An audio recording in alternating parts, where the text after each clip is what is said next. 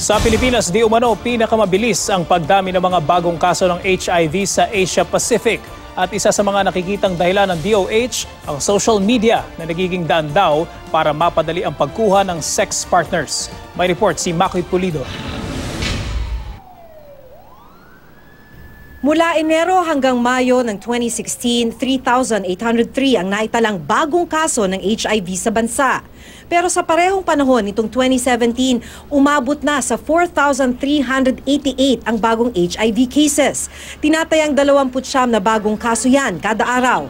Ayon sa DOH, Pilipinas nga raw ang pinakamabilis umakyat ang bilang ng mga bagong kaso ng HIV sa Asia Pacific.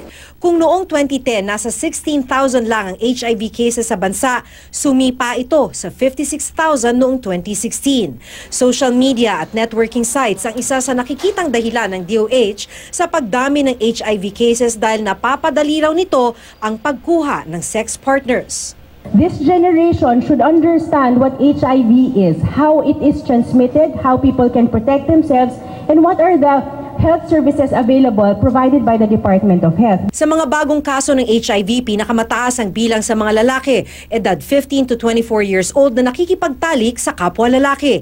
Pero kakaunti lang sa high-risk group na ito ang nagpapa-HIV test o kaya'y sumasailalim sa antiretroviral treatment. Risky behaviors are starting very young. On average, the first sex happens at 16 years old. Takot magte-take ng treatment dahil hindi pa yung acceptance nila, hindi pa sila fully yung accepted sa sarili nila na HIV infected po sila. Karamihan, walang partner support or family support kasi takot sila mag-disclose sa family.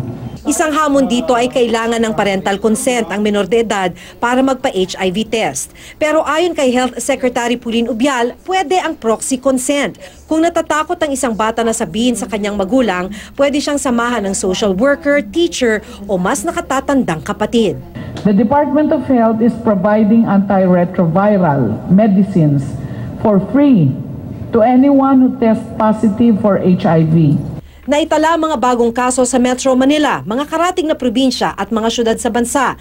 Kaya rito magtatayo ang DOH na mga treatment center na bukas hanggang hating gabi. Pero ang World Health Organization nagbabala sa kumakalat na HIV strain na hindi na umano tinatabla ng antiretroviral treatment. Isa sa hakbang ng WHO kontra rito ay pre-exposure prophylaxis pills. May ginagawa ng inisyal na testing dito ang Department of Health. Maki Pulido, GMA News.